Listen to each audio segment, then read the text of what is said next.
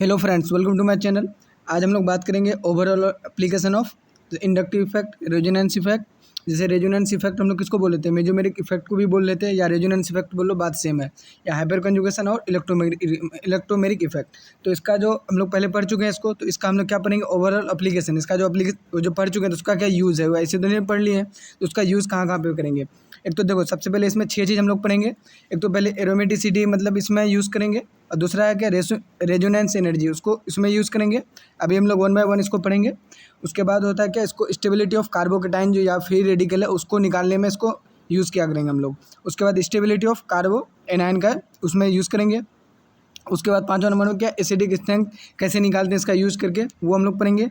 उसके बाद basic strength जो है इसको कैसे निकालते हैं ये हम लोग देखेंगे। तो सबसे पहले हम लोग देखते हैं एरोमेटिसिटी क्या होता है। देखो, एरोमेटिसिटी जो होता है ये किस में होगा, ये साइक्लिक कंपाउंड होगा। साइक्लिक कंपाउंड जिसमें जो एक प्लानर साइक्लिक कंपाउंड होगा, और क्या उसमें क्या होगा, साइक्लिक कंजुगेशन होगा। और जो फॉलो करेगा हर्कल्स का जो रूल होता है उसको फॉलो करेगा। ये तीनों चीज़ होना चाहिए, तभी एरोमेटिसिटी वो शो करेगा। कोई भी कंपाउंड हो, एरोमेटिसिटी कब शो करेगा, जब ये 3 चीज़ होगा। क्या क्या होगा, पहली बात तो प्लानरिटी होना चाहिए। मतलब प्लानर का मतलब क्या होना चाहिए, एक ही प्लेन में होना चाहिए, कोई अलग प्लेन में नहीं होना चाहिए। जैसे कोई एक 3D है, 3D में अगर तो क्या हो जाएगा, अलग अलग प्लेन हो जाएगा तो वो शो नहीं करेगा। और जैसे 2D है तो 2D वाला किस में, 2D किसको बोलते हैं, एक्स वाई जो प्लेन होता है उसको 2D बोलते हैं। और 3D प्लेन किसको बोलते हैं हम लोग, एक्स वाई जेड वाला प्लेन जो होता है तो वो 3D बोलते हैं उसको। तो 3D वाला जब भी आएगा तो वो प्लानर शो नहीं करेगा, तो वो एरोमेटिसिटी शो नहीं करेगा, तो वो एरोमेटिक कंपाउंड नहीं होगा। तो उसके बाद हो गया साइक्लिक कंजुगेशन। साइक्लिक कंजुगेशन की जिसमें हम लोग जब रेजोनेंस हम लोग पढ़े थे, तो रेजोनेंस में साइक्लिक कंजुगेशन क्या होता है ये तो हम लोग पढ़े थे। कंजुगेशन का मतलब क्या था, अल्टरनेट सिस्टम। तो यहाँ पे अल्टरनेट जो सिस्टम होगा वो एक साइक्लिक कंपाउंड में होगा, बस ये डिफरेंस है उसमें। उसमें अल्टरनेट सिस्टम ऐसे ओपन में भी हो सकता था, किसी में भी हो सकता है रेजोनेंस में, लेकिन यहाँ पे क्या क्राइटेरिया है इसके लिए, साइक्लिक होना चाहिए। साइक्लिक होना चाहिए और कंजुगेशन होना चाहिए। तो एरोमेटिक जब भी देखेंगे तो साइक्लिक वाले कंपाउंड में ही हम लोग देखते हैं। जैसे अब ये प्लानरिटी हो गया, साइक्लिक कंजूग। और हकल्स रूल क्या होता है, अब हकल्स रूल ये होता है, जैसे एक इसको जो फॉलो करेगा, जैसे 4n+2 पाई इलेक्ट्रॉन, ये रूल जो फॉलो करेगा उसको एरोमेटिक कंपाउंड बोलेंगे। और जो 4n पाई इलेक्ट्रॉन इसको मतलब इससे रिप्रेजेंट करते हैं तो उसको एंटी एरोमेटिक बोलते हैं। और जो इसमें से दोनों में से कोई रूल नहीं होगा, दोनों रूल को फॉलो नहीं करेगा तो उसको नॉन एरोमेटिक बोलेंगे हम लोग। तो देखो, सबसे एरोमेटिक कंपाउंड के लिए क्या होना चाहिए, क्राइटेरिया क्या होना चाहिए, एक तो प्लानरिटी होना चाहिए, उसके बाद साइक्लिक कंजुगेशन होना चाहिए, और तीसरा क्या है, हकल्स रूल को फॉलो करना चाहिए। तो हकल्स रूल वाला क्या था, 4n+2 और पाई इलेक्ट्रॉन, इसको कहते हैं 4n+2 पाई इलेक्ट्रॉन। जो पाई इलेक्ट्रॉन्स का होता है, टोटल पाई इलेक्ट्रॉन्स कितना है, तो उसको हम लोग इसमें गिनते हैं 4n+2 करके। तो इसमें जो n का वैल्यू होता है तो 0 ले सकते हैं, 1 ले सकते हैं, 2 ले सकते हैं, 3 कितना भी ले सकते हैं। तो उसको यहाँ पे डायरेक्ट ये निकालने के लिए नहीं आएगा, बस ये 1 0 बैठा के चेक करेंगे, या 2 बैठा कर चेक करेंगे, या 1, इसमें से कोई भी बैठा करके चेक करेंगे। अगर ये फॉलो हो रहा है रूल तो ये मतलब एरोमेटिक होगा। अगर दूसरा वाला कंडीशन ये है, देखो प्लानरिटी कोई अदर कंपाउंड है, उसमें प्लानर कंपाउंड है और उसमें साइक्लिक कंजुगेशन भी हो रहा है, दोनों रूल फॉलो कर रहा है। और तीसरा जो हकल्स रूल है तो उसमें 4n+2 रूल फॉलो नहीं कर रहा है, क्या कर रहा है, इसमें सिर्फ 4n पाई इलेक्ट्रॉन को रूल को फॉलो करता है। तो ये वाला क्या हो जाएगा, एंटी एरोमेटिक हो जाएगा। ये डिफरेंस देख लो, जैसे 4n+2 यहाँ पे है और यहाँ पे क्या है, 4n है। जैसे यहाँ पे देख रहे हो ये 4n है यहाँ पे, 4n+2। तो एरोमेटिक के लिए क्या होना चाहिए, 4n+2 पाई इलेक्ट्रॉन। इसमें पाई इलेक्ट्रॉन का ही तो कंजुगेशन हो रहा है, किसका कंजुगेशन है, ये जो हम लोग पढ़े साइक्लिक कंजुगेशन। कंजुगेशन किसका हो रहा है, इलेक्ट्रॉन का ही कंजुगेशन होगा। तो सिग्मा बॉन्ड का तो कंजुगेशन हो नहीं रहा है, तो किसका हो रहा है, पाई बॉन्ड में जो इलेक्ट्रॉन है उसका कंजुगेशन हो रहा है। तो कंजुगेशन का मतलब क्या हो रहा था, मतलब इलेक्ट्रॉन का मूवमेंट हो रहा था, कितना फ्लो हो रहा था, वो एक एटम से दूसरी एटम की तरफ फ्लो हो रहा था, उसी को कंजुगेशन हम लोग बोल रहे थे। तो उसका क्या रूल इसमें है, एरोमेटिक के लिए 4n+2 है, और एंटी एरोमेटिक के लिए क्या है, 4n है। तो इसमें जो n का वैल्यू लेते हैं कि इसमें एंटी एरोमेटिक में कितना लेते हैं, 0 इसमें नहीं लेते हैं, 1 लेते हैं या 2 लेते हैं, 3 लेते हैं, इस तरह 4 5 इस तरह ले सकते हैं, 0 नहीं लेंगे। बस ये ध्यान रखना है, एरोमेटिक के लिए 0 से स्टार्ट कर देते हैं n का वैल्यू, और एंटी एरोमेटिक के लिए क्या कर रहा है, 0 से स्टार्ट नहीं कर रहा है, 1 से स्टार्ट कर रहा है, 1 2 3 करके ऐसे आगे चलेंगे। और इसमें जब दोनों में से कोई नहीं पाया जाएगा तो क्या होगा, ना एरोमेटिक होगा इसमें, ना एरोमेटिक होगा, ना एंटी एरोमेटिक होगा, तो क्या हो जाएगा, वो नॉन एरोमेटिक हो जाएगा ये वाला। और इसी तरह इसमें जैसे कंजू तो इसमें सेम है, जो एरोमेटिक नहीं होगा ना एंटी एरोमेटिक नहीं होगा तो क्या हो जाएगा वो नॉन एरोमेटिक हो जाएगा। और इसी तरह लास्ट में यही बोलेंगे जो ये दोनों में से कोई नहीं होगा तो क्या हो जाएगा वो नॉन एरोमेटिक हो जाएगा। जैसे ये एरोमेटिक या एंटी एरोमेटिक ये दोनों में से कोई अगर नहीं होगा तो क्या हो जाएगा वो नॉन एरोमेटिक हो जाएगा। देखो ये जो फ्लो चार्ट है तो ये हम लोग को ध्यान में रखना है। क्या ध्यान में रखना है, जैसे ये एरोमेटिक कंपाउंड है, यहाँ पे एरोमेटिक के लिए क्या क्या होना चाहिए, प्लानरिटी होना चाहिए, साइक्लिक कंजुगेशन होना चाहिए और हकल्स रूल को फॉलो करना चाहिए। तीनों होगा, ये तीनों होगा तो क्या हो जाएगा वो एरोमेटिक हो जाएगा। अब देखो एंटी एरोमेटिक के लिए क्या बोले, जो उसमें क्या उसमें भी प्लानरिटी होना चाहिए, साइक्लिक कंजुगेशन होना चाहिए और ये वाला हकल्स रूल जो ये वाला जो है ये वाला रूल फॉलो करना चाहिए। ये जो रूल है ये रूल फॉलो करना चाहिए। ये तीनों होगा तो वो एंटी एरोमेटिक होगा और ये दोनों में से कोई नहीं होगा तो क्या हो जाएगा वो नॉन एरोमेटिक हो जाएगा। तो ये हम लोग को चार्ट हम लोग को ध्यान में रखना है। और सबसे बड़ी बात क्या है, ये साइक्लिक कंपाउंड होना चाहिए। साइक्लिक कंपाउंड के लिए हम लोग बात करें, एरोमेटिसिटी तो किस में होता है, साइक्लिक कंपाउंड में होता है, ये ध्यान रखना है। देख लेते हैं पहले प्लानरिटी क्या होता है, हम लोग पहले बोल चुके हैं। जो 2D होना चाहिए 3D हो जाएगा तो नहीं होगा, जैसे 3D वाला हो जाएगा तो वो नहीं होगा। 2D में क्या होता है, जैसे XY प्लेन है और 3D में क्या होता है XYZ प्लेन है, तो ये 3D वाला शो नहीं करेगा प्लानरिटी। अब जैसे ये सकते हैं 2D में, जैसे किसी का अगर हाइब्रिडाइजेशन SP है तो SP किस में आ जाएगा, प्लानरिटी होगा, एक ही प्लेन में होगा। अगर SP2 है हाइब्रिडाइजेशन क्या हो जाएगा, वो भी उसका भी सेमी प्लेन होगा। जैसे बेंजीन के रिंग में क्या होता है, जितने भी कार्बन है उसमें उसका जो हाइब्रिडाइजेशन जो होते हैं कितने होते हैं, SP2 होते हैं। अगर किसी केस में अगर SP3 अगर हाइब्रिडाइजेशन हो जाता है तो SP3 हाइब्रिडाइजेशन के केस में एरोमेटिक कंपाउंड नहीं होगा, मतलब एरोमेटिसिटी वो फॉलो नहीं करेगा SP3 वाले में।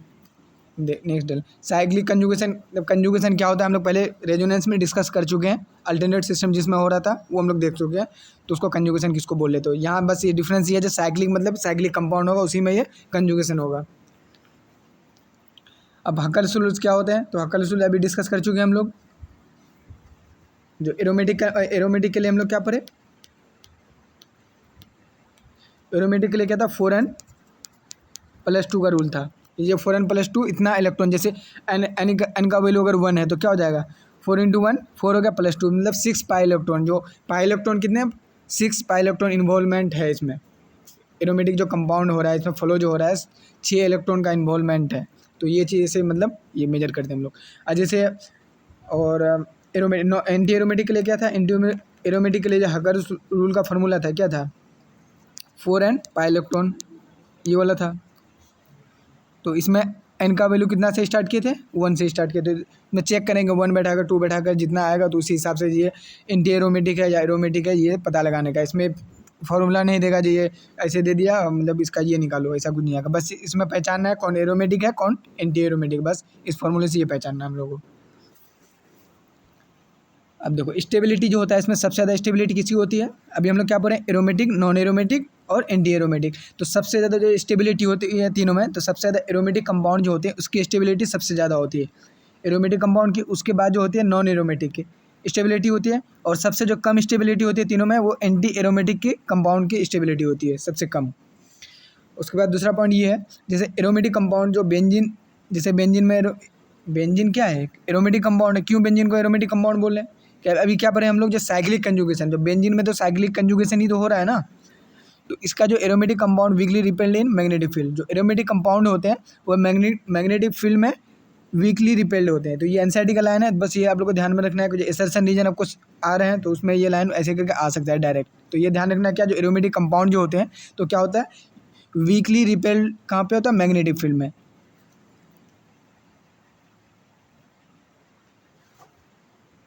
अब जैसे हम लोग कुछ एग्जांपल देख लेते हैं ताकि और क्लियर हो जाएगा टॉपिक।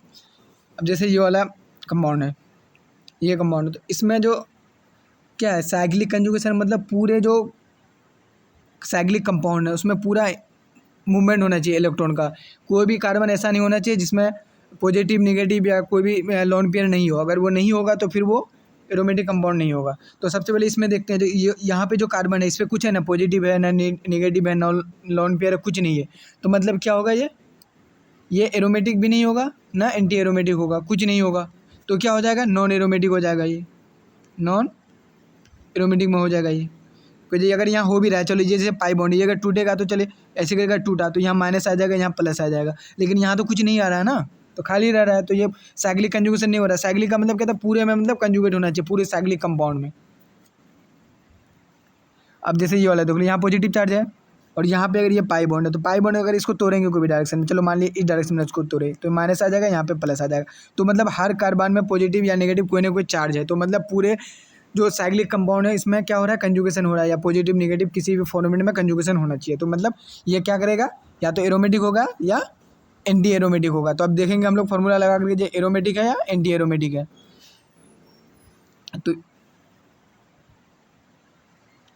देखो हम लोग इसमें जो फार्मूला लगाएंगे तो क्या लगाएंगे, जो एरोमेटिक है एंटी एरोमेटिक है। तो जैसे अगर 4n+2 इसमें लगाएंगे ये वाले में, तो इसमें ये देखेंगे जो इसमें 2 ही इलेक्ट्रॉन है, यहाँ पे जो पाई बॉन्ड में 2 ही इलेक्ट्रॉन है। पाई बॉन्ड का मतलब हम लोग क्या बात किए थे अभी, 4n+2 pi electron, pi electron के बारे में बोले। तो पाई में कितना इलेक्ट्रॉन, तो एक ही बॉन्ड है, तो एक पाई बॉन्ड है तो उसमें 2 ही इलेक्ट्रॉन होगा। यहाँ पे ये वाला जो पाई बॉन्ड टूटेगा तो उसमें 2 ही इलेक्ट्रॉन है। तो 2 इलेक्ट्रॉन कब होगा, जब ये n 0 होगा। तो n यहाँ पे 0 हो गया, तो ये कितना ओवरऑल ये 0 हो गया, तो टोटल कितना बचा, 2 ही इलेक्ट्रॉन बचा। तो यहाँ पे क्या आ जाएगा, 2 पाई इलेक्ट्रॉन आ जाएगा, 2 पाई इलेक्ट्रॉन आ जाएगा। तो 2 पाई इलेक्ट्रॉन किस में आ रहा था, एरोमेटिक वाले में आ जाएगा। कुछ ये फार्मूला लगाओगे तो आ जाएगा ना 2 पाई इलेक्ट्रॉन। तो 2 पाई इलेक्ट्रॉन आ गया, तो मतलब ये एरोमेटिक है, ये वाला जो कंपाउंड है ये एरोमेटिक है। अब देखिए ये वाला देख लेते हैं, इसमें 2 यहाँ पे है, 2 इलेक्ट्रॉन यहाँ पे है और 2 नेगेटिव चार्ज जहाँ पे रहता है, तो वहाँ पे मानते हैं जो उसमें 2 इलेक्ट्रॉन वहाँ पे, तो 2 इलेक्ट्रॉन यहाँ पे, 2 इलेक्ट्रॉन यहाँ पे, तो टोटल 4 इलेक्ट्रॉन है। तो 4 इलेक्ट्रॉन किस केस में आएगा, जैसे 4n पाई इलेक्ट्रॉन ये, तो 4n प्लस 4 इलेक्ट्रॉन का आएगा। n = अगर 1 इसमें लिख देंगे तो क्या आ जाएगा, 4 पाई इलेक्ट्रॉन आ जाएगा। तो 4 पाई इलेक्ट्रॉन आ जाएगा, तो 4 इलेक्ट्रॉन आ गया यहाँ पे। तो 4 किस केस में आ रहा था, एंटी एरोमेटिक के केस में। तो ये मतलब क्या है, ये एंटी एरोमेटिक कंपाउंड है, ये एंटी एरोमेटिक हो गया। तो क्या है, ये वाला नॉन एरोमेटिक हो गया, ये एरोमेटिक हो गया और ये एंटी एरोमेटिक हो गया। तो सबसे ज़्यादा स्टेबिलिटी क्या होगा, अगर स्टेबिलिटी इसमें निकालने देता, तीनों कंपाउंड देता, बोलता स्टेबिलिटी निकालो, तो कौन सा निकालते, तो सबसे ज़्यादा ये वाला हो जाता है, एरोमेटिक है ये, सबसे ज़्यादा स्टेबिलिटी ये होता। उसके बाद नॉन एरोमेटिक वाला होता, तो ये वाला उसका स्टेबिलिटी होता। सबसे लास्ट में एंटी एरोमेटिक वाला, ये वाला का स्टेबिलिटी होता। तो अगला ये वाला हम लोग देख लेते हैं इसमें।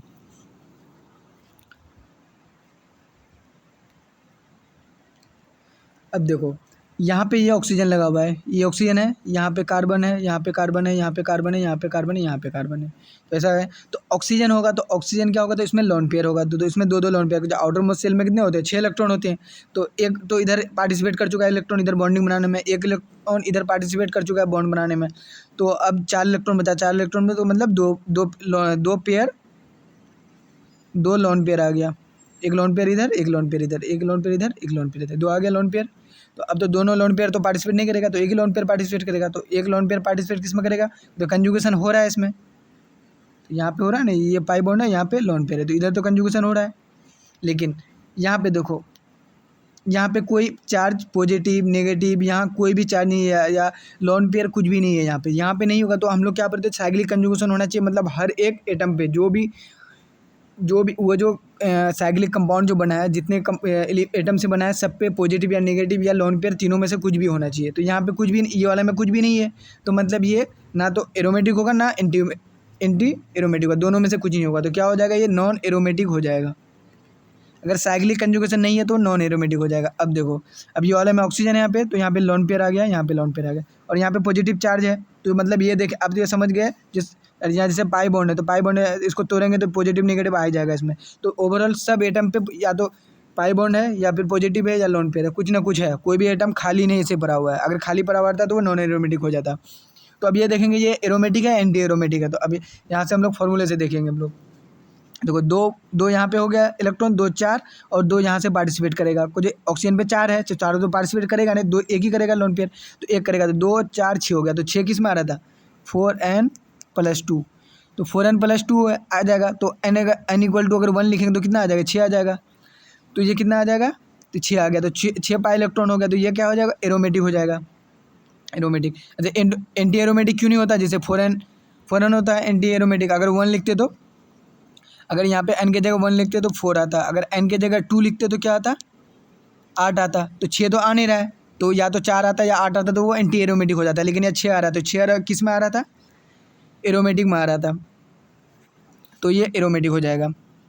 एरोमेटिक में क्या केस था, एरोमेटिक वाला जो में था या तो 2 होता या 4 होता या 10 होता या 14 होता। तो ऐसे करके अगर होगा तो एरोमेटिक होगा। अगर इसके बीच में नहीं 2 होता या 6 होता, एरोमेटिक के लिए 2 होता या 6 होता। 2, 6, 10, 4 अगर 10, 14 होता तो ये क्या होता, एरोमेटिक होगा। अगर इसके बीच में आ रहा है, जैसे यहाँ पे 4 आ रहा है, यहाँ पे अगर 4 आएगा या फिर इसमें 8 आएगा या 12 आएगा तो ये क्या हो जाएगा, ये एंटी एरोमेटिक का केस हो जाएगा। तो ऐसे भी आप लोग याद रख सकते हैं, बिना फॉर्मूला लगाए भी डायरेक्ट याद कर सकते हैं। एरोमेटिक के लिए क्या है, 2 है, 6 है, 10 है, 14 है। और एंटी एरोमेटिक के लिए इसके बीच में डाल दो, 2 और 6 के बीच में 4 आ जाएगा, 6 और 10 के बीच में क्या आ जाएगा, 8 आ जाएगा, और 10 और 14 के बीच में 12 आ जाएगा। तो ये सारा एंटी एरोमेटिक में आ जाएगा। तो ऐसे करके याद रख लो। तो यहाँ पे 6 आ गया है तो 6 आ गया तो एरोमेटिक आ गया। अब देखो यहाँ पे इसमें भी पूरे में, ये वाले में पूरे में कंजुगेशन है, या तो पॉजिटिव नेगेटिव पाई बॉन्ड तीनों में से कोई भी है तो इसमें कंजुगेशन हो रहा है। तो ये या तो एरोमेटिक होगा एंटी एरोमेटिक होगा। तुम लोग चेक करते हैं क्या है। देखो 2 पाई इलेक्ट्रॉन यहाँ पे हो गया, 2 यहाँ पे हो गया, 4 हो गया, और 2 यहाँ पे पाई बॉन्ड हो गया, 2 माइनस वाले में हो गया तो 6 हो गया। तो टोटल 6 इलेक्ट्रॉन हो गया यहाँ पे। तो 6 इलेक्ट्रॉन किस में आ रहा था, एरोमेटिक में आ रहा था। तो ये भी एरोमेटिक होगा। पॉजिटिव चार्ज वाले को क्यों नहीं लेना है कि इसमें एक भी इलेक्ट्रॉन है, मतलब इलेक्ट्रॉन है ही नहीं, तो उसमें क्या कंसिडर करेंगे, कुछ नहीं करेंगे। बस ये हेल्प कर रहा है, कंजुगेशन में ये इन्वॉल्वमेंट हो रहा है, तो इसलिए इसको कंसिडर करते हैं। तो यहाँ पे टोटल 6 इलेक्ट्रॉन हो गया, तो 6 इलेक्ट्रॉन हो गया तो ये भी एरोमेटिक हो गया। तो ये एरोमेटिक और ये नॉन एरोमेटिक था। ऐसे करके इसमें ध्यान रखना। अगला देख लेते हैं हम लोग। देखो यहाँ पे दो टोटल कंजुगेशन है कुछ, हर इलेक्ट्रॉन हर एक कार्बन है, ये कार्बन है, ये कार्बन है, 4 कार्बन और पाई बॉन्ड टूटेगा तो प्लस माइनस कुछ ना कुछ आ जाएगा। तो टोटल क्या हो रहा है, साइक्लिक कंजुगेशन हो रहा है। तो अब ये देख लेते हैं। तो यहाँ पे 2 इलेक्ट्रॉन है पाई बॉन्ड का, यहाँ पे 2 इलेक्ट्रॉन, तो कितना टोटल 4 पाई इलेक्ट्रॉन होगा। तो ये क्या हो जाएगा, एंटी एरोमेटिक हो जाएगा, एंटी एरोमेटिक हो गया ये। अब देखो इसमें 2 इलेक्ट्रॉन यहाँ पे 2 यहाँ पे 6, 2 4 6 इलेक्ट्रॉन पाई इलेक्ट्रॉन हो गया। तो 6 पाई इलेक्ट्रॉन हो गया तो इसमें तो क्या हो जाएगा, ये एरोमेटिक हो जाएगा। ऐसे करके इसमें ध्यान रखें। कंजुगेशन दोनों में हो रहा है, पूरा कंप्लीट कंजुगेशन, साइक्लिक कंजुगेशन हो रहा है। हम क्या बोले थे, जो कोई भी कार्बन ऐसा नहीं होना चाहिए जिसमें पॉजिटिव नेगेटिव या पाई बॉन्ड ना हो। अगर कोई अगर खाली रहेगा, जैसे यहाँ पे कुछ नहीं रहता था, इसमें रहता तो ये नॉन एरोमेटिक में आता। तो ये नॉन एरोमेटिक में आता, ना तो एंटी एरोमेटिक होता ना एरोमेटिक, कुछ नहीं होता, नॉन एरोमेटिक में हो जाता कोई एक भी कार्बन अगर खाली पड़ा हुआ है ऐसे ही। तो आगे देख लेते हैं हम लोग। अब देखो इसमें देखो यहाँ पे कार्बन खाली है, कुछ नहीं है इस पर, तो इस पर कुछ नहीं है तो क्या हो जाएगा, ये क्या हो जाएगा, नॉन एरोमेटिक में आ जाएगा डायरेक्ट।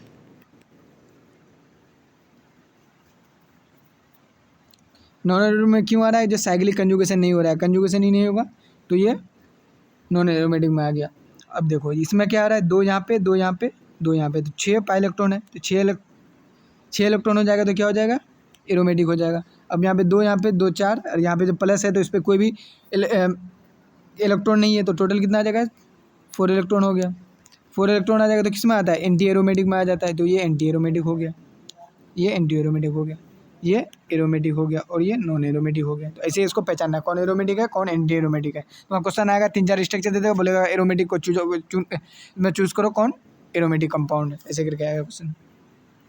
या फिर ये आ सकता है जो स्टेबिलिटी ज़्यादा स्टेबिलिटी किसका है, तो पहले बता चुके हैं एरोमेटिक का सबसे ज़्यादा स्टेबिलिटी होता है, उसके बाद नॉन एरोमेटिक होता है, उसके बाद एंटी एरोमेटिक का होता है। तो इस बेसिस पे भी हम लोग स्टेबिलिटी निकाल सकते हैं। और इसमें देख लेते हैं।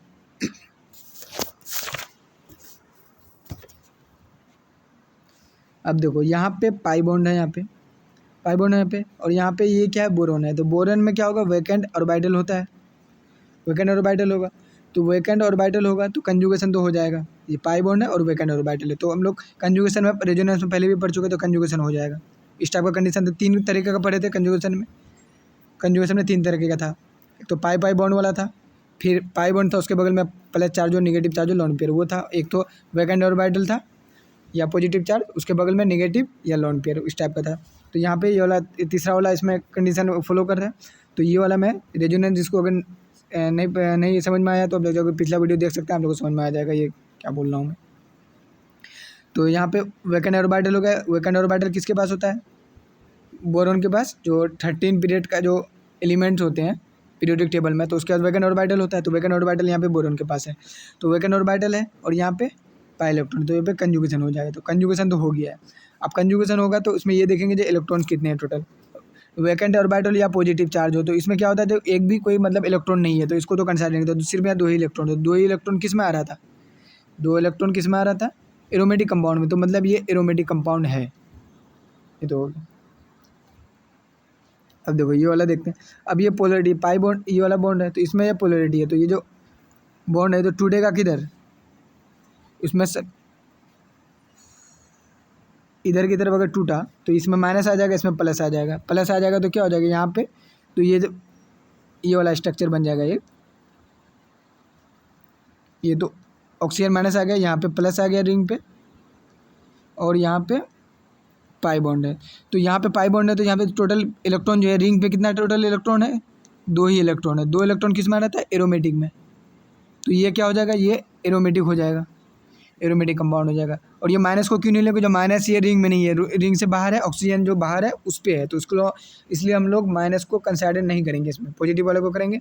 पॉजिटिव है तो पूरा ओवरऑल कंजुगेशन हो गया, कोई भी कार्बन खाली ऐसे नहीं भरा हुआ है, या तो पॉजिटिव चार्ज है या पाई बॉन्ड है, इसलिए इसको हम लोग कंजुगेशन में कंसिडर कर लेंगे। ये हो गया। नेक्स्ट देखते हैं हम लोग। अब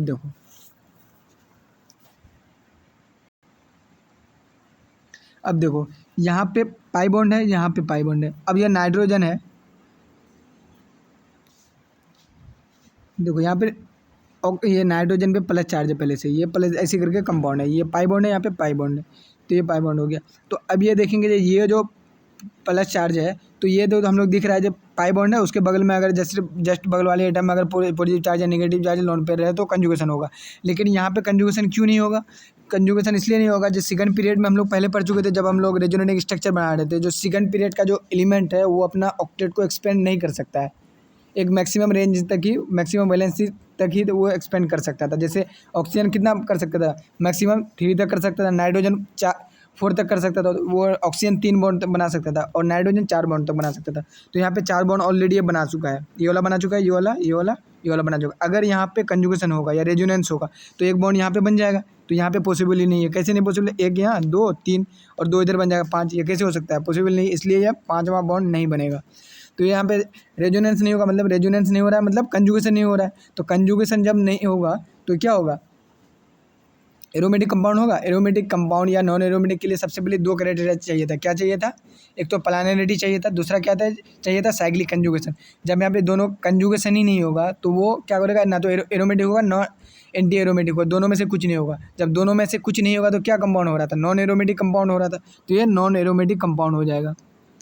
लेकिन यहाँ देखने से क्या लग रहा है, जो रेजोनेंस हो रहा है देखने से ये लग रहा है, लेकिन यहाँ पे ध्यान रखना है, सेकंड पीरियड का है तो ये ध्यान रखना है। अब देखो ये वाला जो, इसको क्या बोलते हैं, इसको स्क्वायरिक एसिड के नाम से जानते हैं। जैसे ये कंपाउंड है, इसको स्क्वायरिक एसिड के नाम से जानते हैं, स्क्वायरिक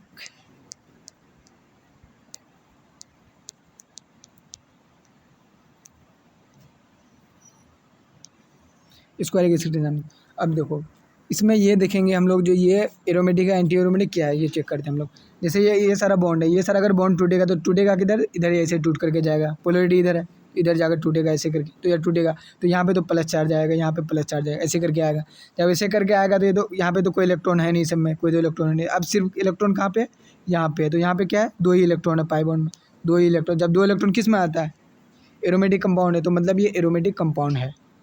और ये ओवरऑल सब कार्बन, ये कार्बन में पाई बॉन्ड है, ये कार्बन में पाई बॉन्ड है, ये कार्बन में पॉजिटिव है, ये कार्बन में पॉजिटिव, मतलब ओवरऑल हर कार्बन में कुछ ना कुछ है, मतलब पॉजिटिव है या नेगेटिव है। तो यहाँ पे पॉजिटिव है और पाई बॉन्ड है, तो ये मतलब कंजुगेशन को सेटिस्फाई कर रहा है। ये हो गया। अगला देख लेते हैं हम लोग। अब कुछ स्पेशल केस है, तो स्पेशल केस में हम लोग ये वाला जो कंपाउंड यहाँ पे दिया हुआ है, तो सबसे पहले ये देखेंगे इसमें। जैसे ये ध्यान रखा, हकल्स रूल जो जब भी देखते हैं तो उसमें जो इलेक्ट्रॉन्स को जो जोड़ते हैं, जैसे 4n+2 या 4n जो देखते हैं, 4n पाई इलेक्ट्रॉन, तो उसमें जो देखते हैं तो वो जो इलेक्ट्रॉन्स होते हैं वो पाई इलेक्ट्रॉन्स जो होते हैं वो पेरीफेरी पे जो होता है, पेरीफेरी किसको बोलते हैं, जिसको पेरीमीटर आउटर मोस्ट जो सरफेस होते हैं उसके इलेक्ट्रॉन्स को हम लोग जोड़ते हैं, अंदर के इलेक्ट्रॉन को इसमें कंसिडर नहीं करते हैं। या अंदर के इलेक्ट्रॉन मीन्स देखो यहाँ पे जैसे ये पूरा ओवरऑल ये कंपाउंड है, तो अंदर का ये हो गया। अब पेरीफेरी किसको बोलेंगे, चारों तरफ ऐसे करके जा रहा है, तो ये चारों तरफ ऐसे करके जो इलेक्ट्रॉन इसमें आएगा तो पेरीफेरी पे जो होगा उसी को कंसिडर करेंगे। और ये तो अंदर वाला तो आया नहीं, यहाँ पे अंदर वाला आया नहीं, तो उसको कंसिडर नहीं करेंगे अंदर वाले को, तो सिर्फ बाहर वाले को करेंगे। जैसे कैसे करेंगे बाहर वाले, जैसे ये पाई बॉन्ड है, 2 इलेक्ट्रॉन यहाँ पे हो गया, 2 यहाँ पे हो गया, 2 4, 2 यहाँ पे 6, 2 8, 10, 12, 14, 14 इलेक्ट्रॉन किस में आ रहा था, एरोमेटिक कंपाउंड में। और ऐसे भी चेक करते 14 आ गया, 14 इलेक्ट्रॉन। अब देखेंगे इसमें ये करेंगे जो किस में आ रहा है, 4n+2 वाला रूल लगाएंगे, इसमें चेक करेंगे एरोमेटिक आ रहा है, एरोमेटिक। अब इसमें कितना बैठाएंगे n में, जो 14 आ जाए। तो n में अगर 3 बैठाएंगे तो 4 12 + 2 तो कितना हो जाएगा, 14 आ जाएगा। मतलब ये एरोमेटिक वाले को ये फॉलो कर रहा है। तो एरोमेटिक वाले को फॉलो कर रहा है तो ये क्या हो जाएगा, एरोमेटिक कंपाउंड हो जाएगा। ओवरऑल क्या कंपाउंड हो गया, ये एरोमेटिक कंपाउंड हो गया ये वाला कंपाउंड। अंदर वाले को, यहाँ पे जो 2 इलेक्ट्रॉन था इसको कंसिडर नहीं किए, क्यों नहीं किए, अंदर वाले को कंसिडर नहीं करता। जितने भी पेरीफेरी पाई इलेक्ट्रॉन है उसी को कंसिडर करते हैं। पेरीफेरी मतलब बाहर वाला, जितने भी पाई बॉन्ड है, पाई बॉन्ड में जो इलेक्ट्रॉन है उसको कंसिडर करेंगे, अंदर वाले को नहीं करेंगे। अगला देखते हैं यहाँ पे।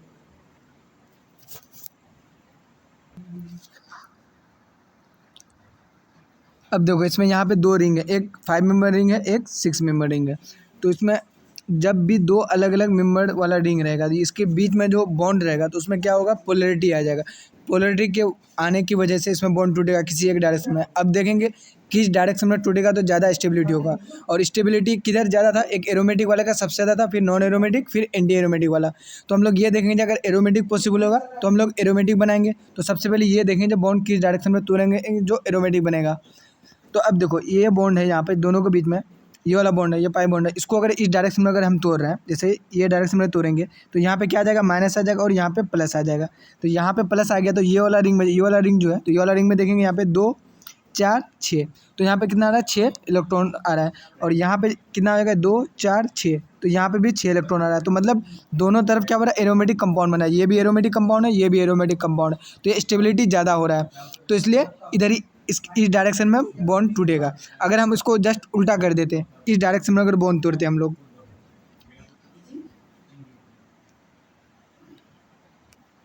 जैसे इस डायरेक्शन में अगर इसको बॉन्ड तोड़ते, इस डायरेक्शन में तोड़ते क्या होता, यहाँ पे माइनस आता, यहाँ पे प्लस आ जाता। तो यहाँ पे माइनस आता तो क्या होता है, 2 4 6 2 8, मतलब 8 इलेक्ट्रॉन आ जाता। तो 8 इलेक्ट्रॉन जब आता तो क्या होता है, एंटी एरोमेटिक हो जाता। और यहाँ पे 2 4 हो जाता, तो सिर्फ यहाँ पे 4 इलेक्ट्रॉन आता। तो 4 इलेक्ट्रॉन ये भी एंटी एरोमेटिक आता, मतलब ये अनस्टेबिलिटी ज़्यादा हो जाता। तो इसलिए इधर हम नहीं तोड़ सकते थे। क्यों, इसलिए नहीं तोड़े, क्यों नहीं तोड़े, इधर नहीं टूटेगा। जब भी टूटेगा तो इसी डायरेक्शन में टूटेगा, तो ज़्यादा स्टेबिलिटी एक्वायर करेगा। जब भी कोई चीज़ टूटता है या फिर कोई भी चीज़ किधर जाएगा, जिधर ज़्यादा स्टेबिलिटी होगा उधर ही जाना चाहेगा। ये भी चीज़ यहाँ पे भी ऐसे ही एप्लीकेबल हो रहा है। अब जैसे ये वाला कंपाउंड है, तो ये वाला हम लोग ये देखेंगे जो इसमें ये एरोमेटिक है या नहीं है, इसमें क्या सीन है।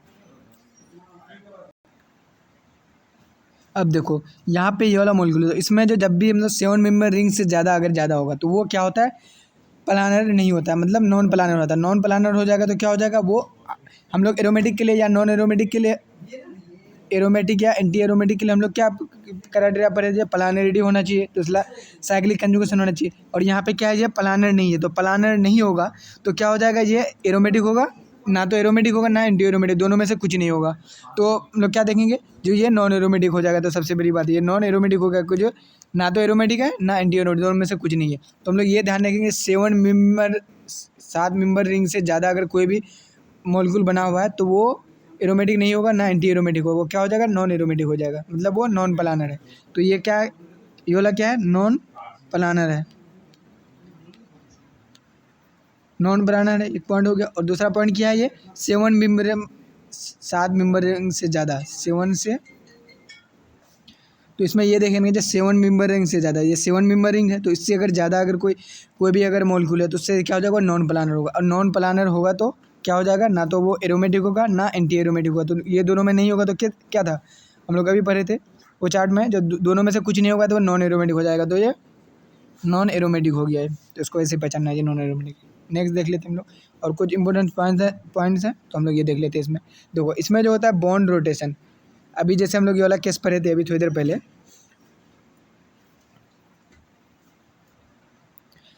तो बॉन्ड रोटेशन जो होता है इन्वर्सली प्रोपोर्शनल टू होता है क्या, रोटेशन बैरियर। मतलब अगर रोटेशन बैरियर मतलब रोकना, अगर ये बैरियर ज़्यादा होगा तो बॉन्ड रोटेशन कम होगा, मतलब इन्वर्सली प्रोपोर्शनल है।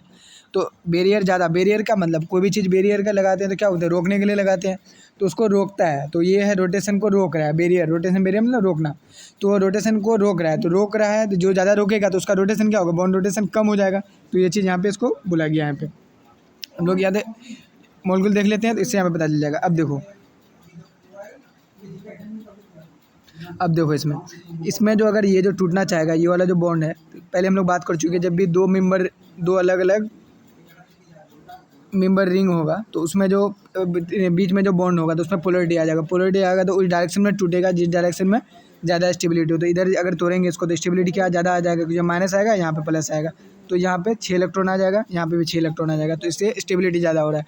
तो यहाँ पे स्टेबिलिटी ज़्यादा हो रहा है तो उसका क्या हो रहा है, बॉन्ड रोटेशन बहुत ज़्यादा होगा, आराम से हो जाएगा। अब जैसे ये वाला में देख रहे हैं, अगर इसको हम इस डायरेक्शन में अगर तोड़ें, इस डायरेक्शन में अगर तोड़ेंगे तो क्या आ जाएगा, माइनस आ जाएगा, यहाँ पे प्लस आ जाएगा। तो यहाँ पे कितना 6 इलेक्ट्रॉन आ गया यहाँ पे ये वाले रिंग में, और ये वाले में कितना जाएगा 4 इलेक्ट्रॉन आ गया। अगर इसको अगर हम इस डायरेक्शन में नहीं तोड़ करके इस डायरेक्शन में अगर तोड़ेंगे तो यहाँ पे क्या आ जाएगा, यहाँ पे माइनस आ जाएगा, यहाँ पे प्लस आ जाएगा।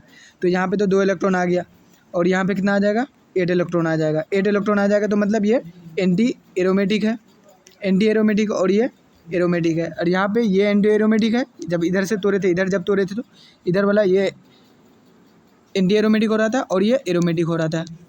तो मतलब दोनों में से कोई ना कोई क्या हो रहा है, एंटी एरोमेटिक हो रहा है। और इसमें क्या हो रहा है, इसमें दोनों एरोमेटिक हो रहा था, ये भी एरोमेटिक, ये भी एरोमेटिक। तो सबसे ज़्यादा किस में मतलब आराम से बॉन्ड रोटेट करेगा, इसमें रोटेट करेगा। जैसे ये इसको अगर ए बोलेंगे और ये वाले मोलिक्यूल को अगर बी मोलिक्यूल बोलेंगे, तो ए और बी में से कौन ज़्यादा रोटेशन किसका सबसे ज़्यादा होगा, रोटेशन सबसे ज़्यादा किसका होगा, रोटेशन ए का ज़्यादा होगा बी से। और रोटेशन बैरियर किसका होगा, बैरियर मतलब रोकेगा कौन, जो मतलब मत हो, अगर ये इसे इसको रोकेगा जब मत हो, इधर होने से ये एंटी एरोमेटिक हो रहा है तो मतलब अनस्टेबिलिटी हो रहा है, तो ये इसको रोकेगा, तो रोटेशन बैरियर बी वाले का ज़्यादा हो जाएगा। तो जस्ट इसका रोटेशन का उल्टा हो जाए, तो रोटेशन बैरियर किसका ज़्यादा हो जाएगा, बी वाले का ज़्यादा हो जाएगा, ए वाले का कम हो जाएगा। कुछ बैरियर कम होगा ए वाले में, क्यों कम होगा, कुछ आराम से ये स्टेबिलिटी एक्वायर कर रहा है तो आराम से ये रोटेट कर जाएगा, तो बैरियर कम करेगा, उसको कम रुकेगा। तो इस हिसाब से उसको देखना है किसका रोटेशन ज़्यादा है। आगे देखें, अब देखेंगे हम लोग, ये जो है एंटी एरोमेटिक है, टेंडेंसी टू फॉर्म, ये एंटी एरोमेटिक है। यहाँ पे टाइपिंग मिस्टेक हो गया, यहाँ पे एंटी टी है, वाई की जगह टी है। तो एंटी एरोमेटिक है tendency to form dimer. Anti aromatic जो है वो डायमर क्यों फॉर्म करते हैं, तो डायमर फॉर्म करके इसका ये होता है, जो ये नॉन एरोमेटिक बनाता है, एरोमेटिक तो नहीं बना पाता लेकिन नॉन एरोमेटिक बनाता है। तो नॉन एरोमेटिक ज़्यादा स्टेबल होता है किससे, एंटी एरोमेटिक से, तो ज़्यादा अच्छा है ना, जब थोड़ा बहुत स्टेबल तो हो गया। तो अब यही, जब भी जैसे ये मॉलिक्यूल है, ये अब ये मतलब एक तो होगा नहीं, कोई भी मतलब मॉलिक्यूल है तो एक तो होगा नहीं, बहुत सारा होगा तो क्या करेगा, आपस में मतलब डायमर बना देगा। तो इस टाइप से यहाँ पे ये वाला ऐसे करके टूटेगा, जब ऐसे करके यहाँ पे ये वाला बॉन्ड टूट गया तो 2 रेडिकल बनाया, जब 2 रेडिकल बनाएगा तो इसी तरह यहाँ पे रेडिकल, ये जब रेडिकल दोनों मिल करके ये वाला स्ट्रक्चर बनाएगा।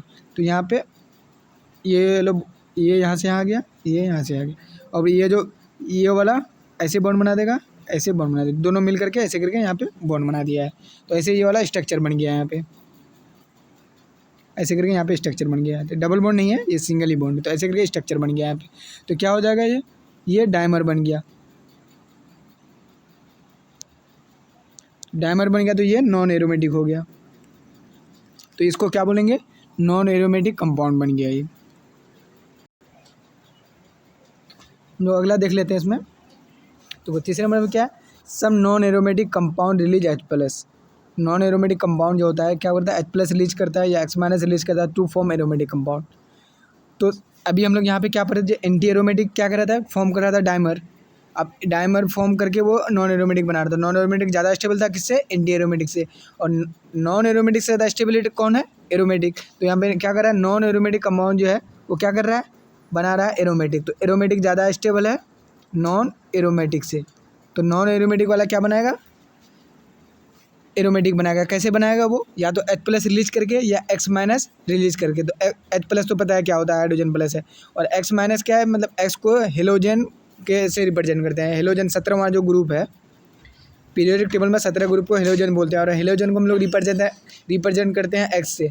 और X में आ सकता है फ्लोरीन, ब्रोमीन, आयोडीन, कुछ भी आ सकता है इसमें, तो इसलिए X से रिप्रेजेंट कर देते हैं हम लोग। तो X को रिलीज करके क्या बनेगा, ये एरोमेटिक बनाएगा। अब देखो यहाँ पे 5 मेंबर रिंग रिलीज H+। तो 5 मेंबर रिंग जो होगा तो क्या करेगा, वो H+ अगर रिलीज कर देगा, तो अब जैसे देखो 5 मेंबर रिंग जब H+ रिलीज करेगा when they react with sodium या अल्कोक्साइड आयन, तो उसके साथ जब रिएक्ट करेगा तो क्या होगा, तो ये स्टेबिलिटी क्या कर एरोमेटिक बन जाएगा। कैसे बनेगा हम लोग देख लेते हैं, क्वेश्चन देख लेते हैं यहाँ पे। जैसे ये वाला है, यहाँ पे ये 5 मेंबर रिंग है। 5 मेंबर रिंग से जो H प्लस रिलीज होगा, तो H प्लस रिलीज होगा जब से यहाँ पे H लगा होगा, एक जो नहीं दिया हुआ है तो H यहाँ पे दिया हुआ है मतलब, तो H प्लस से जब रिलीज हो जाएगा तो ये H प्लस चला जाएगा, तो H प्लस चला जाएगा तो यहाँ पे माइनस आ जाएगा। मतलब ये ऐसे करके टूटा है, ये बॉन्ड ये ऐसे करके टूटा है, यहाँ पे माइनस आ जाएगा और यहाँ पे H पर प्लस आ गया। तो H पर तो H वाला तो चला गया, तो H वाला यहाँ पे आ गया, तो माइनस यहाँ पे आ गया, तो माइनस आया तो क्या हो गया 2 4 6, तो मतलब 6 इलेक्ट्रॉन हो गया। तो 6 इलेक्ट्रॉन किस में आ रहा था, एरोमेटिक में आ रहा था। तो मतलब क्या हो रहा है यहाँ पे, पहले तो कुछ नहीं था, यहाँ पे कुछ नहीं था, या 2 यहाँ, तो 2 सिर्फ क्या था, कुछ सिर्फ यहाँ पे क्या था 2, यहाँ पे 2 4 इलेक्ट्रॉन था, 4 इलेक्ट्रॉन। अब ये मत बोलना चाहिए मतलब इसमें एंटी एरोमेटिक में आ गया। तो एंटी एरोमेटिक के लिए क्राइटेरिया सबसे पहले क्या चाहिए था, जो प्लानर होना चाहिए। तो यहाँ पे प्लानर है नहीं, एक इधर 3 है यहाँ पे, एक हाइड्रोजन यहाँ पे है, तो ये 4 है। तो sp3 वाला प्लानर था नहीं, तो ना तो वो एरोमेटिक होता ना एंटी एरोमेटिक होता, दोनों में कुछ नहीं होता। तो दोनों में कुछ नहीं होता, तो मतलब ये नॉन एरोमेटिक था, तो नॉन एरोमेटिक वाला आप किस में एरोमेटिक में चेंज हो गया। तो ऐसे स्टेबिलिटी एक्वायर करता है इसमें। जैसे यहाँ पे ये बात कर रहे हैं ना, 5 member ring H plus release करके क्या कर रहा है, मतलब एरोमेटिक कंपाउंड वो बना रहा है। तो एरोमेटिक ये कब बनाएगा, ये H प्लस कब रिलीज करेगा, या तो सोडियम से रिएक्ट करके या अल्कोक्सी आयन से। जैसे यहाँ पे दिया हुआ था, ये सोडियम दिया हुआ है, या अल्कोक्साइड होता है ना, जैसे अल्काइल ग्रुप्स किसको बोलते हैं, कार्बन वाले ग्रुप्स को। तो अल्काइल ग्रुप में एक कार्बन हो सकता है, 2 3 4 5 कितनों भी हो सकता है। जिसने 2 कार्बन दिया होता है, 3 4 कुछ भी हो सकता था, उसमें से ये बॉन्ड से जोड़ करके O माइनस कर देते, मतलब ऑक्सीजन माइनस कर देते हैं। तो RO माइनस कर देते हैं। तो R से रिप्रेजेंट क्या होता है, कार्बन को बोलते हैं। 2 3 4 कुछ भी हो सकता है R की जगह, तो यहाँ पे RO माइनस होगा। तो इस टाइप का अगर रहेगा तो H प्लस रिलीज कर देगा और एरोमेटिक कंपाउंड बना देगा। अब देखो ये वाला तो हो गया। अब यहाँ पे ये देखेंगे, ये तीसरा का हम लोग पॉइंट पढ़े, ये जो तीसरा पढ़े तो इसी का ये फर्स्ट पॉइंट है, ये सेकंड पॉइंट है। तो ये ऐसे करके ये एरोमेटिक बनाता है। अब देखो सेकंड वाला पॉइंट क्या है तीसरा वाले का, तो 3 या 7 member ring release X minus, मतलब हेलोजन को रिलीज करेगा when they react with AgNO3। जब 3 मेंबर रिंग या 7 मेंबर रिंग रहेगा तो क्या करेगा, X जब हेलोजन वाला ग्रुप से अगर जुड़ा हुआ रहेगा तो उसको रिलीज करेगा। तो रिलीज करेगा कब रिलीज करेगा, जब AgNO3 से रिएक्ट करेगा। तो यहाँ पे हम लोग देख लेते हैं वाला, यहाँ पे ये वाला है, तो ये वाला ये हेलोजन ग्रुप है, तो ये रिलीज करेगा। तो ये इधर माइनस लेकर के चला जाएगा, तो यहाँ पे प्लस आ जाएगा। तो यहाँ पे प्लस आ गया, और तो ये वाला यहाँ पे जाकर के रिएक्ट करेगा। तो क्या हो जाएगा, ये Ag तो Br के साथ रिएक्ट करके AgBr बना देगा, ये हो गया। NO3 जाकर क्या करेगा,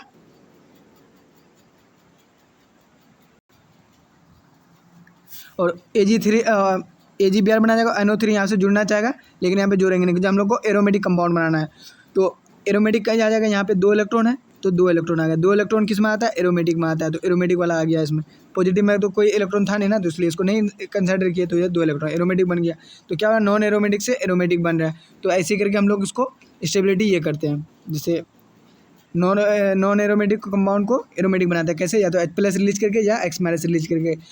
H प्लस कब रिलीज कर रहा था, H प्लस जो रिलीज कर रहा है 5 मेंबर रिंग वाला रिलीज कर रहा था कब, जब सोडियम से रिएक्ट कर रहा था या अल्कोक्साइड आयन से रिएक्ट कर रहा था। अल्कोक्साइड आयन किसको बोलते हैं, OR माइनस को बोलते हैं। R किसको बोलते हैं, या तो कार्बन को R बोलते हैं। एक कार्बन हो, 2 3 4 कितनों भी कार्बन हो सकता है R की जगह, ये हो गया। और जो 3 और 7 मेंबर रिंग होते हैं वो X माइनस को रिलीज करते हैं, मतलब हेलोजन को रिलीज करेंगे when they react with AgNO3 से रिएक्ट करेगा तो वो एरोमेटिक कंपाउंड बनाएगा, ऐसे करके।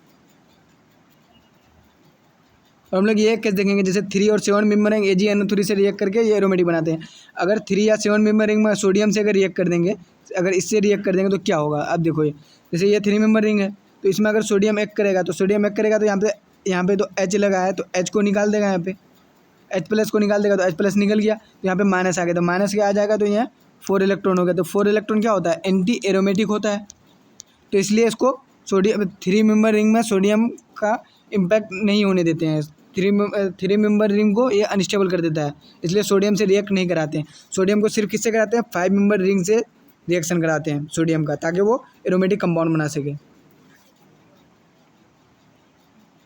तो ये ध्यान रखना है, 5 मेंबर रिंग में कौन इन्वॉल्व होगा, सोडियम या OR माइनस, और जो 3 या 7 में कौन होगा, AgNO3 रिएक्ट करेगा। तो ऐसे करके इसको ध्यान में रखना है।